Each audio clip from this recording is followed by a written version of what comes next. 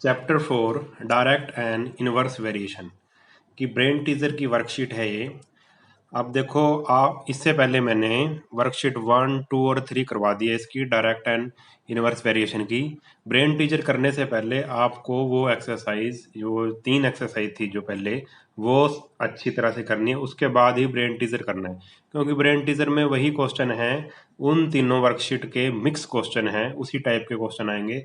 तो सबसे पहले आपने वो 3 वर्कशीट करनी है, उसके बाद ब्रेन टीजर करनी है। और आप कोई भी वीडियो जब देखते हो तो कंप्लीट देखा करो। कंप्लीट देखने से ही अच्छी तरह से समझ आता है, ठीक है। सिर्फ ऐसे इसलिए ना देखा करो कि कॉपी कंप्लीट करनी है, ठीक है। समझने के लिए किया करो, ठीक है। और कंप्लीट वीडियो देखा करो। देखो, अब क्वेश्चन नंबर फर्स्ट है इसका, टिक वाले क्वेश्चन है, ये ऑप्शन वाले क्वेश्चन है। Tick the correct option. तो पहला क्वेश्चन क्या है इसका, both X and Y in direct proportion. X और वाई किस में है, डायरेक्ट प्रोपोर्शन में है। Then X upon Y and then 1/x and 1/y are. इसने पूछा है कि x और y डायरेक्ट प्रोपोर्शन में है, और इसने आगे क्या पूछा है, 1/x और 1/y क्या होंगे, इन डायरेक्ट प्रोपोर्शन। क्या ये भी डायरेक्ट प्रोपोर्शन में होंगे? क्या 1/x और 1/y इनवर्स प्रोपोर्शन में होंगे? और तीसरा इसने कहा है, neither in direct nor in inverse proportion. ना तो ये डायरेक्ट होंगे, ना ही ये इनवर्स होंगे। और फोर्थ पार्ट पूछा उसने, sometimes in direct and sometime in inverse proportion, ठीक है। कभी कभी डायरेक्ट और कभी कभी इनवर्स, ठीक है। तो इसके 4 आंसर इसने दिए हैं, कौन सा आंसर ठीक है? तो इसका आंसर आएगा फर्स्ट, ठीक है। तो 1/x और 1/y भी क्या होंगे, डायरेक्ट प्रोपोर्शन में होंगे, ठीक है।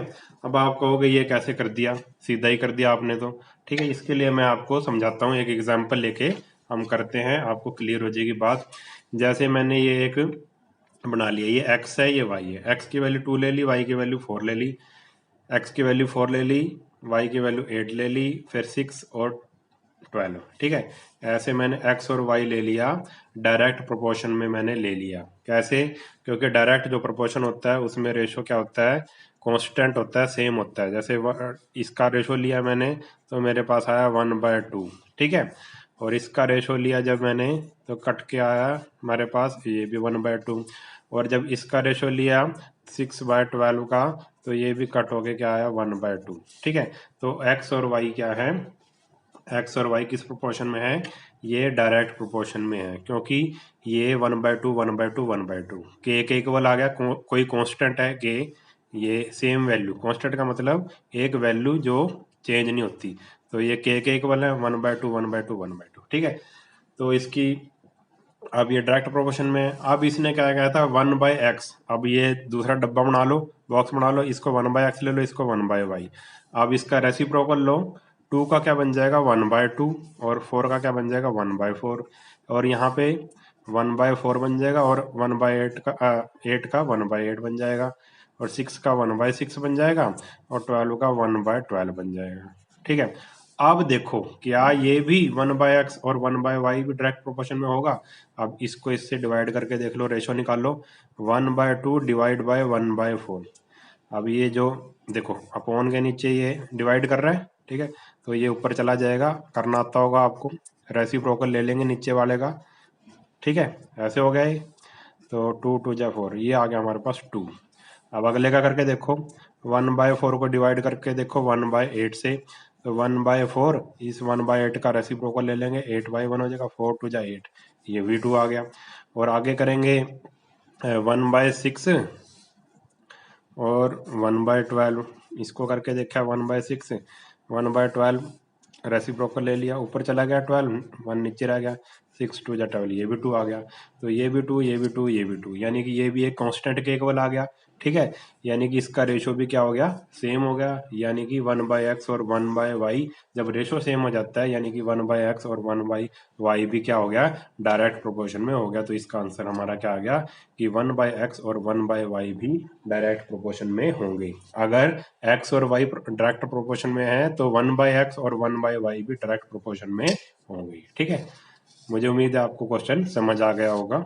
आगे देखो क्वेश्चन नंबर इसका बी पार्ट देखो, if two quantity in X and Y vary inversely with each other. अब क्या कह दिया, दो क्वांटिटी है, कोई भी क्वांटिटी है, वो एक्स और वाई ले ली हमने, एक्स और वाई क्वांटिटी है और वो वेरी इनवर्सली है। मैंने आपको पहले करवाया था वर्कशीट 1 2 3, ठीक है, वर्कशीट 2 में आया था इनवर्सली वाला। ठीक है, वेरी इनवर्सली अगर है तो क्या होगा, क्या केस होगा, मैंने आपको बताया था जब इनवर्स वेरिएशन हो तो जो जैसे दो क्वांटिटी थी एक्स और वाई और जब इनवर्स वेरिएशन हो तो इनका प्रोडक्ट, इन दोनों का प्रोडक्ट यानी कि मल्टीप्लाई किसी कांस्टेंट के इक्वल होती है, के इक्वल कह लो या फिर इसको कांस्टेंट भी कह सकते हैं, कांस्टेंट। ठीक है, तो इसका आंसर क्या आएगा, एक्स वाई रिमेन्स कॉन्स्टेंट, यह आंसर आ जाएगा। अगर एक्स और वाई वेरी इनवर्सली हैं तो ये इन दोनों का प्रोडक्ट क्या आ जाएगा, रिमेन्स कॉन्स्टेंट, किसी कॉन्स्टेंट के इक्वल आ जाएगा। ठीक है, अब देखो C part, both P and Q vary directly with each other. अब पी और क्यू है भाई, और दो क्वांटिटी है पी और क्यू और वो डायरेक्टली ईच अदर कर रही हैं। अब देखो इसको कैसे करेंगे हम, एक क्वांटिटी P है और एक है Q। ठीक है, अब क्या कर रहा है वो, वेरी डायरेक्टली है, ठीक, with each other when P is 10, P 10 है और Q कितना है 15 है। ठीक है, ऐसे हमने जैसे बनाते थे, ये P है ये Q है, P 10 है और ये क्या है 15 है। और आगे वो पूछ रहा है which of the following is not a possible pair of corresponding value of P and Q। इनमें से कौन सा P और Q नहीं हो सकता। देखो अगली वैल्यू क्या है, 15 है और Q की वैल्यू है 20।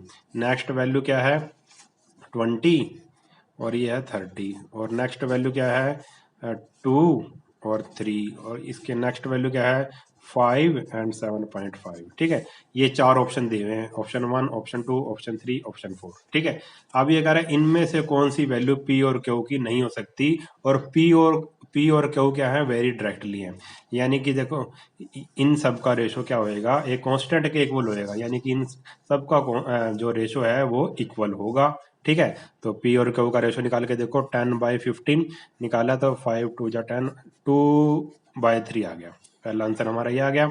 इसका रेशो निकाल के देखो 15 तो आ गया हमारे पास 3/4 आ गया। इसका रेशो निकाल के देखा जब हमने 20 और 30 का, 0 से 0 कट होगी 2/3, ये भी 2/3 आ गया। इसका रेशो, ये तो पहले 2/3 था, चलो ये भी हो गया। अब इसका रेशो निकाल के देखो 5/7.5, 5/7.5, अब पॉइंट हटा दो, नीचे आ गया 10, अब 10 चला जाएगा ऊपर। ठीक है, पता होगा इस बात का, जो अपॉन के नीचे होता है फ्रैक्शन वो क्या हो जाता है भाई, उसका रेसिप्रोकल ले लेते हैं। तो ये आया हमारे पास 5 2 जा 10 और 5 ये कट जाएगा, ये भी क्या आ गया 2/3। ठीक है, तो इसने कहा था इनमें से कौन सा जो है, कौन सा जो P और Q की वैल्यू है वो गलत दी हुई है, वो हमने छांटनी थी। ठीक है, तो ये 2/3 है, 2/3 है, 2/3 है, 2/3 ये तो आ गई, मगर 15/20 को जब हमने रेशो निकाला इसका तो 3/4 आ रहा है, तो यही वैल्यू गलत है, 15 और 20। तो हमारा आंसर क्या आ गया, 15 एंड 20। ठीक है, अब नेक्स्ट पार्ट देखो इसका, डी पार्ट में क्या है, if X and Y vary directly, X और वाई हैं दो क्वांटिटी और वेरी डायरेक्टली हैं विद ईच अदर, एक्स की वैल्यू 24 दे रखी है और वाई की वैल्यू हमें निकालनी है, और कांस्टेंट ऑफ वेरिएशन क्या दे रखा है 3 दे रखा है। इनमें से कौन सा आंसर आएगा, देखो बिल्कुल इजी है, जो जो इसने गिवन है वो लिख लो। पहले एक्स की वैल्यू दे रखी है 24, लिख ली, पहले तो ये x है और y है, और ये दोनों क्या कर रही है, क्वांटिटी वेरी डायरेक्टली हैं, डायरेक्ट वेरिएशन है इनके अंदर। तो x की वैल्यू 24 है, y की वैल्यू हमें नहीं पता, और कांस्टेंट ऑफ वेरिएशन यानी कि k मान लिया हमने इसको। k किसके इक्वल है, k इक्वल है, इसने कितना दिया है 3, k 3 के इक्वल है। ठीक है, ये तीन चीजें इसने हमें गिवन दी हुई हैं, ये तीन चीजें गिवन है। x और y क्या है, डायरेक्ट वेरिएशन में x की वैल्यू 24 है, y की वैल्यू हमें नहीं पता, ठीक है, और k की वैल्यू 3 है। और आपको ये बात पता होगी, जब डायरेक्ट वेरिएशन होता है, डायरेक्ट वेरिएशन होता है, तो रेशो किसके इक्वल होता है, किसी कांस्टेंट के इक्वल होता है। ठीक है, तो ये इसमें हम सारी वैल्यू रख दो, x की जगह रख दो 24, y की वैल्यू हमें नहीं पता, और कांस्टेंट ऑफ वेरिएशन क्या है 3 है, यहाँ पे 3 रख दिया। अब y उधर जाके क्या कर देगा, मल्टीप्लाई। ठीक है, या फिर ऐसे भी कर सकते हैं, 3 के नीचे 1 लगा सकते हैं हम। ठीक है, कोई फर्क नहीं पड़ेगा, कर दो क्रॉस मल्टीप्लाई, y मल्टीप्लाई 3 और 24 की मल्टीप्लाई 1 से करेंगे तो 24 ही आएगा। अब 3 इधर मल्टीप्लाई कर रहा है, उधर जाके कर देगा डिवाइड, 24 को 3 से कर दिया डिवाइड, 3 8 जा 24, y की वैल्यू क्या आ गई 8 आ गई। तो यही हमारा क्या है, आंसर है। तो y की वैल्यू क्या आ गई हमारे पास 8। ठीक है, अब देखो, अब इसका ई पार्ट देखो, which of the quantities varied inversely with each other. अब ये चार इसने स्टेटमेंट दे रखी हैं, चार क्वांटिटीज दे रखी हैं, इनमें से कौन सी, पहला ऑप्शन ठीक है, दूसरा है, तीसरा है, चौथा। ठीक है, इनमें से कौन सा वेरी इनवर्सली, इनवर्स वेरिएशन देखना है, इसमें से कौन से में इनवर्स वेरिएशन है। ठीक है, तो चार आंसर दिए हुए हैं, चार में से तीन आंसर में क्या होगा, इनवर्स वेरिएशन नहीं होगा। इनमें से कोई एक ऐसा आंसर है जिसमें इनवर्स वेरिएशन होगा। देखो अब पहला क्या है, पहला उसने कह दिया कि distance travelled by cab fair, distance travelled और कैब फेयर, क्या ये इनवर्स वेरिएशन है? नहीं, ये इनवर्स वेरिएशन नहीं है, क्योंकि जितना डिस्टेंस बढ़ता जाएगा उतना किराया बढ़ता जाएगा। मान लो हमने 1 किलोमीटर जाना है, मान लो 1 किलोमीटर जाना है हमने, और ड्राइवर ने हमसे, जो कैब ड्राइवर था, टैक्सी ड्राइवर था, उसने हमें चार्ज किया 20 रुपीज़, 20 रुपीज़ चार्ज किया 1 किलोमीटर के। अगर 2 किलोमीटर जाना है तो कितना करेगा, देखो 1 किलोमीटर जाना है तो उसने ले लिया हमसे ले लिया 20 रुपीज़, और अगर हम कहेंगे हमने तो 2 किलोमीटर जाना है तो वो कितने लेगा, 40 रुपीज़ लेगा। हम कहेंगे 3 किलोमीटर जाना है हमने, तो वो ले लेगा हमसे 60 रुपीज़। आप देख रहे हो, जैसे जैसे डिस्टेंस बढ़ रहा है वैसे वैसे रुपीज भी बढ़ रहे हैं ना, जैसे जैसे डिस्टेंस बढ़ रहा है वैसे वैसे रुपीज भी बढ़ रहे हैं। ठीक है, तो ये कौन सा है, क्या बताया था मैंने कि जैसे डायरेक्ट वेरिएशन क्या होता है, डायरेक्ट वेरिएशन में एक क्वांटिटी बढ़ती है तो दूसरी भी बढ़ती है, या एक क्वांटिटी घटती है तो दूसरी भी घटती है। जैसे हमने कहा 3 किलोमीटर जाना है तो उसने कहा 60 रुपीज़, हमने कहा 1 किलोमीटर जाना है तो उसने कह दिया 20 रुपीज़। ठीक है, जैसे जैसे घटेगी कोई चीज दूसरी क्वांटिटी भी घटेगी, डिक्रीज होगी, और जैसे जैसे कोई चीज इंक्रीज होगी दूसरी भी इंक्रीज होगी। तो पहला केस तो हो गया, ये तो डायरेक्ट वेरिएशन का केस हो गया, डी भी लिख दिया मैंने। ठीक है, ये डायरेक्ट वेरिएशन का केस है। अगला देखो, एरिया ऑफ लैंड और इट्स कॉस्ट, ये भी डायरेक्ट वेरिएशन है, ये भी डायरेक्ट वेरिएशन है। जितने आप लैंड लोगे, जितनी जमीन लोगे, उतनी ही कॉस्ट बढ़ जाएगी। ठीक है, आप जमीन लेने गए, इतना सा प्लाट था, उसने कहा कि भाई 5 लाख का है। ठीक है, अब इसका डबल कर दिया तो वो क्या क्या कह देगा, भाई 10 लाख का है। फिर इससे और बड़ा कर दिया, वो कह देगा 15 लाख का है। फिर और बड़ा कर दिया प्लाट। ठीक है, जैसे जैसे जमीन बढ़ती जाएगी, लैंड बढ़ती जाएगी, कॉस्ट भी बढ़ती जाएगी। तो ये भी डायरेक्ट वेरिएशन है। अगला देखो, अभी अभी ये देखो, चलो, number of worker and amount of work done, number of worker and amount of work done, ये भी डायरेक्ट वेरिएशन है। कैसे है डायरेक्ट वेरिएशन, जैसे जैसे वर्कर बढ़ेंगे, जैसे जैसे वर्कर बढ़ेंगे वैसे वैसे अमाउंट ऑफ वर्क डन भी बढ़ जाएगा, काम भी बढ़ जाएगा, उतना उतना काम करेंगे वो। ठीक है, चलो एक एग्जांपल लेके बताता हूँ। जैसे एक आदमी है, एक आदमी है, वो कह रहा है भाई मैं एक दिन में 2 कुर्सी बना देता हूँ, 2 चेयर बना देता हूँ।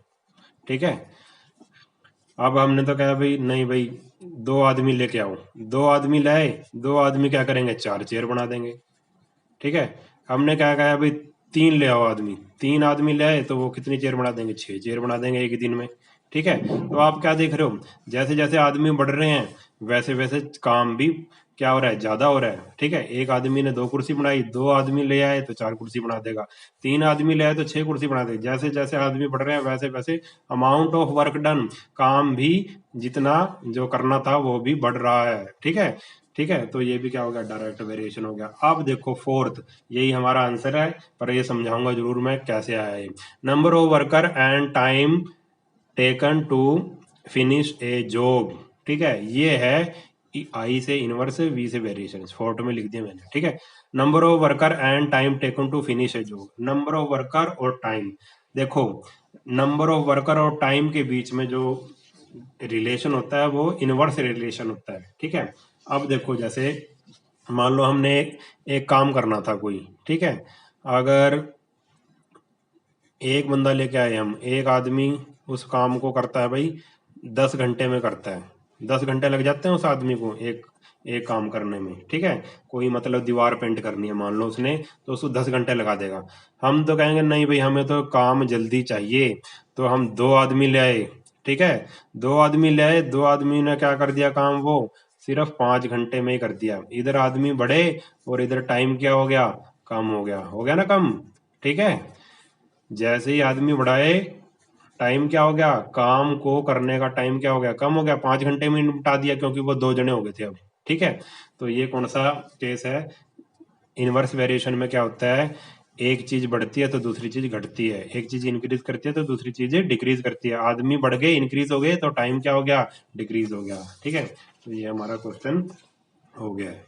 अब देखो इसका पार्ट बी।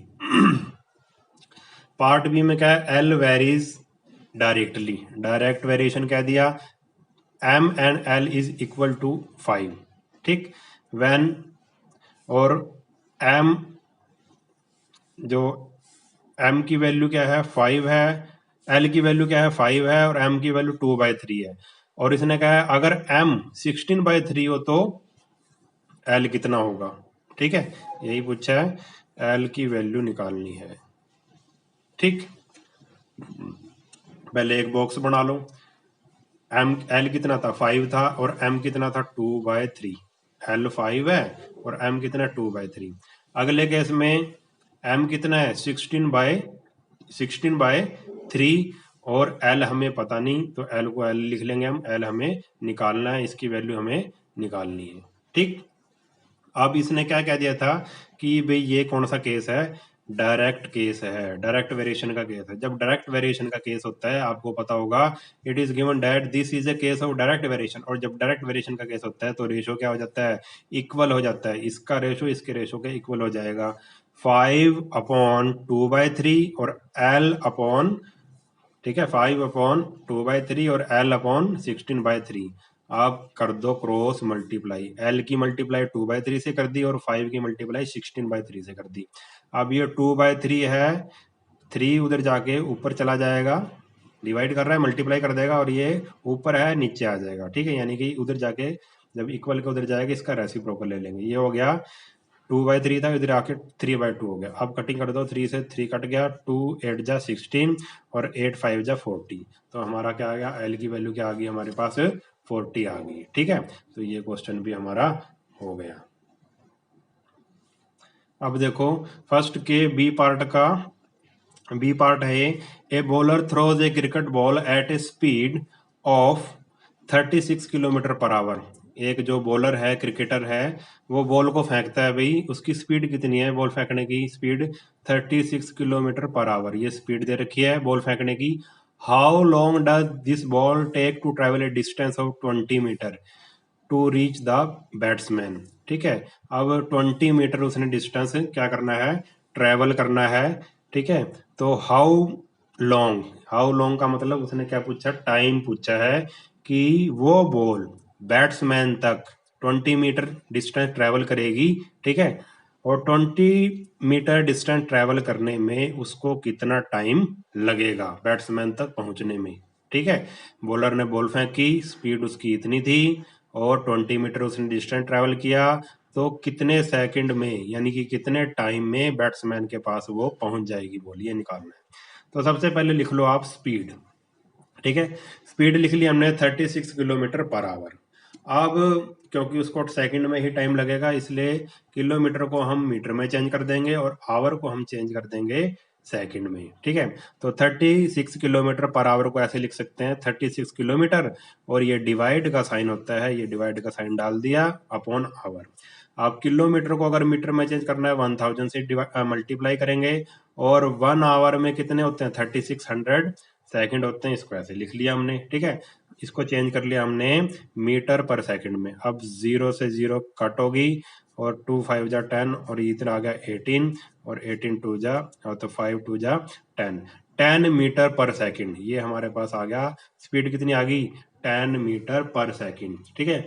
ये मैंने वर्कशीट 3 में करवाया हुआ है, अच्छे से देख लेना उसको, ठीक है। 10 मीटर पर सेकंड। अब देखो इसी स्पीड में से हम दो चीजें निकाल लेंगे। क्या क्या चीज निकाल लेंगे? एक तो निकाल लेंगे टाइम, यहां कर रहा हूं मैं। उसने डिस्टेंस कितना ट्रेवल किया? डिस्टेंस ट्रेवल किया उसने 10 मीटर, और कितने टाइम में ट्रेवल किया? 1 सेकंड में। तो टाइम कितना है? 1 सेकंड। इसी उसमें से हमने क्या निकाल लिया? स्पीड में से क्या निकाल लिया? पहले स्पीड को हमने मीटर पर सेकंड में चेंज किया, और इसी में से हमने क्या निकाल लिया? दो चीज निकाल ली, एक डिस्टेंस ट्रेवल किया 10 मीटर, और कितने सेकंड में? 1 सेकंड में। अब ये बॉक्स बना लो इधर, ठीक है। डिस्टेंस इन मीटर और टाइम इन 1 सेकंड। अब ये भी निकाला ना, 1 सेकंड में कितना? 10 मीटर। तो x सेकंड में कितना करेगा? 20 मीटर चलना है ना उसने, ठीक है। तो मैंने आपको पहले बता रखा है कि डिस्टेंस और टाइम के बीच में रिलेशन हमेशा क्या होता है? डायरेक्ट रिलेशन होता है, डायरेक्ट वेरिएशन होता है, क्योंकि जैसे जैसे डिस्टेंस बढ़ेगा टाइम भी बढ़ जाएगा। जैसे हमने अगर 10 किलोमीटर जाना है, 10 किलोमीटर हम 5 मिनट में जाते हैं, तो 20 किलोमीटर कितने मिनट में जाएंगे? 10 में जाएंगे, ठीक है। जैसे डिस्टेंस बढ़ गया हमारा टाइम भी बढ़ जाएगा, ठीक है। तो डिस्टेंस और टाइम के बीच का रिलेशन ये आप याद रखना, ये इसमें मेन पॉइंट है। हमेशा क्या होता है? डायरेक्ट वेरिएशन होता है। आप देखो 1 सेकंड में 10 मीटर चलती है बॉल, और तो x सेकंड में 20 मीटर। अब ये 20 हो गया, तो यानी कि ये टाइम भी बढ़ गया होगा। तो it is a case of direct variation. Direct variation का केस है, और जब डायरेक्ट वेरिएशन का केस होता है तो रेशो क्या हो जाता है? इक्वल हो जाता है 10/1 इक्वल टू 20/x, ठीक है। अब कर दो क्रॉस मल्टीप्लाई, इसका रेशो इसके रेशो के इक्वल हो गया। अब cross multiply x multiply 10 equal to 20, और 10 मल्टीप्लाई कर रहा हूं उधर जाके डिवाइड कर देगा, डिवाइड कर दिया तो क्या आ गया हमारे पास? 2 आ गया। तो रिक्वायर्ड टाइम क्या आ गया हमारे पास? 2 सेकंड, ठीक है। अब अगला क्वेश्चन देखो, सी पार्ट देखो इसका। स्वीटी फ्रॉम ए पैकेट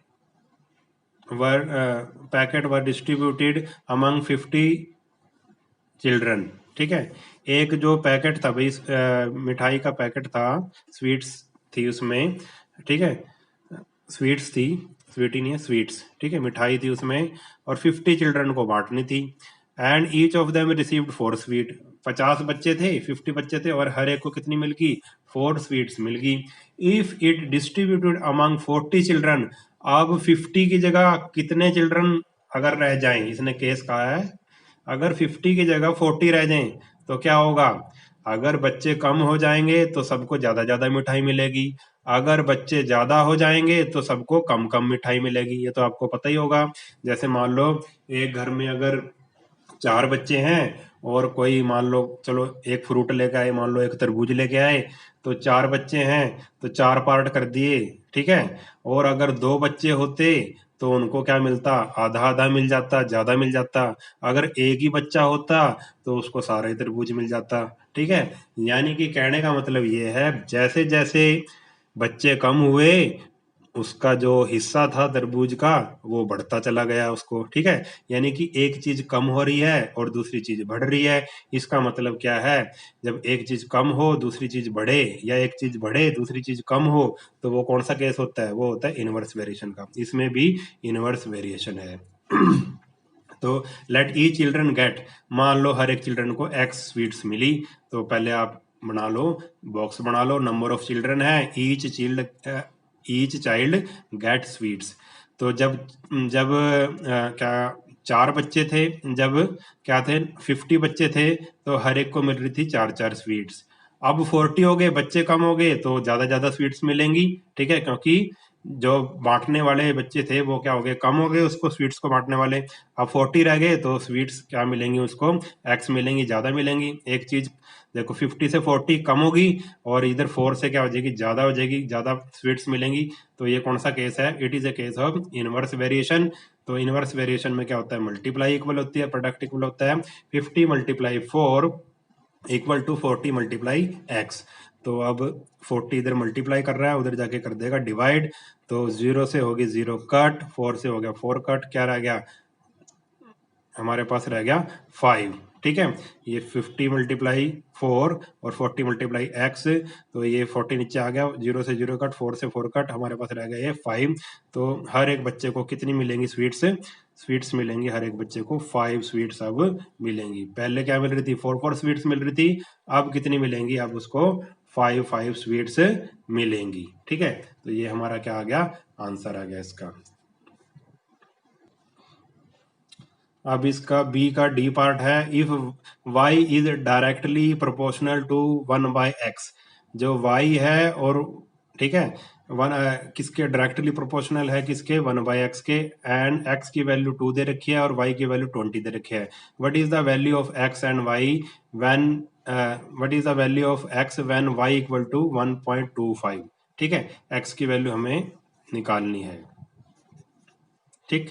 तो पहले x लिखो और इधर लिखो 1/x, क्योंकि किस किस के बीच में रिलेशन है, 1/x और y के बीच में डायरेक्ट रिलेशन है। इधर लिख दो y और इधर लिख दो 1/x। y की वैल्यू कितनी दे रखी है, इसने 20, और इसकी वैल्यू कितनी दे रखी है, क्योंकि x देखो ये y है और ये 1/x है, ठीक है।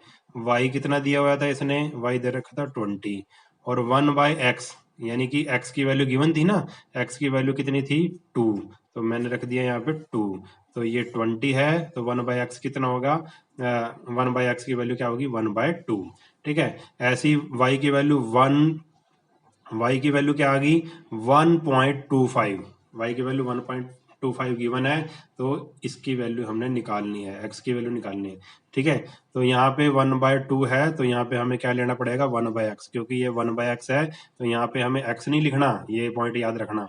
यहाँ पे 1/x है तो यहाँ पे भी हम 1/x लिखेंगे। अब इसने क्योंकि क्या कह दिया कि ये केस डायरेक्ट वेरिएशन का केस है, तो इनका क्या हो जाएगा, रेशो इक्वल हो जाएगा 20/1/2 और 1.25/1/x। अब क्रॉस मल्टीप्लाई कर दो, 20 की मल्टीप्लाई कर दी इसने, 20 की मल्टीप्लाई 1 बाय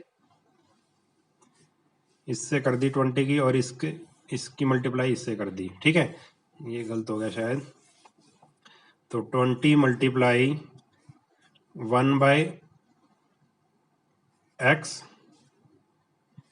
या फिर ऐसे भी कर सकते हैं कि जैसे 1/2 है, ये 1/2 है, ऊपर जाके क्या हो गया, ये मल्टीप्लाई हो गया, ठीक करा ये, तो 1/2 का क्या हो गया, ऊपर जाके मल्टीप्लाई हो गया, 2 हो गया। ऐसे ही 1/x था, उधर जाके क्या हो गया, ये x हो गया, ठीक है, ऊपर जाके क्या हो गया, मल्टीप्लाई x हो गया। अब ये आसान हो गया क्वेश्चन, ये ठीक था, ठीक है।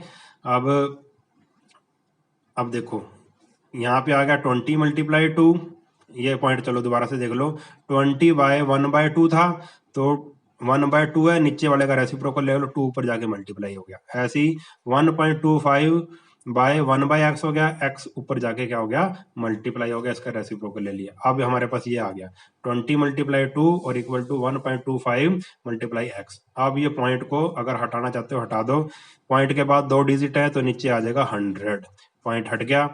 अब देखो x की वैल्यू निकालनी, x को यहीं रहने दो।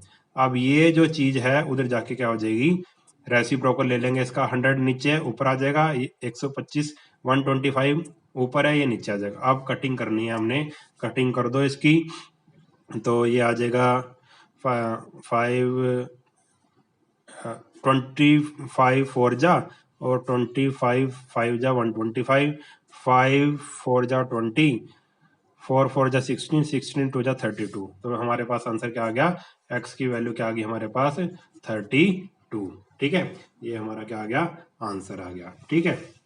अब लास्ट क्वेश्चन देखो इसका L, if L is inversely proportional to root M, ठीक है, एल है और रूट एम है, बॉक्स बना लो एल और रूट एम, और इन दोनों के बीच में क्या है रिलेशन, इनवर्सली प्रोपोर्शनल, ये एल लिख लो, ये रूट एम। एल की वैल्यू 6 है, 6 लिख ली, एम की वैल्यू 4 है, 4 लिख ली, क्योंकि इसके ऊपर रूट है तो इसके ऊपर भी क्या लगा दो, रूट लगा दो। 4 नहीं लगाना क्योंकि ये रूट में है, इसलिए इसको भी रूट में लिखना है। ऐसे ही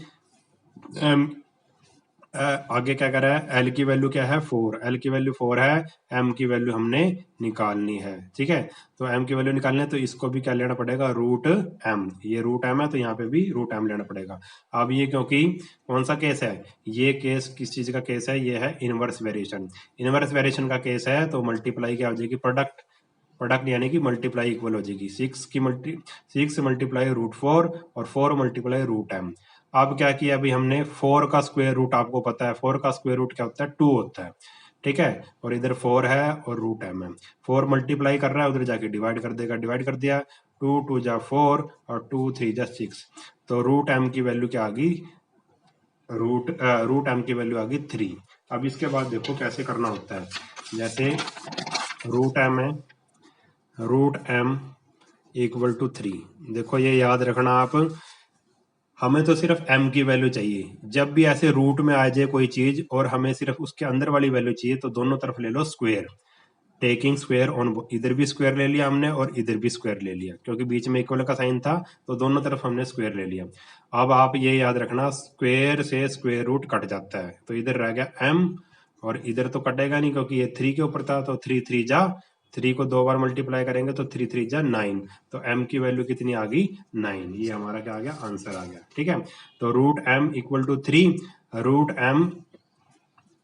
एम इक्वल टू 3, तो रूट को काटने के लिए हमने दोनों तरफ क्या ले लिया, स्क्वायर ले लिया, स्क्वायर से स्क्वायर रूट कैंसिल हो गया, तो m की वैल्यू क्या आ गई, 9 आ गई हमारे पास, 3 3 जा 9, ठीक है। तो ये हमारे इसके सारे जो पहला क्वेश्चन था उसका पार्ट ए और पार्ट बी कंप्लीट हो चुका है। अगर वीडियो आपको अच्छा लगा है तो चैनल को जल्दी से सब्सक्राइब कर लो और वीडियो को अपने सभी दोस्तों के साथ शेयर कर दो, लाइक कर दो वीडियो को, ठीक है। आज के वीडियो में इतना ही, नेक्स्ट वीडियो में मिलेंगे, तब तक के लिए नमस्कार।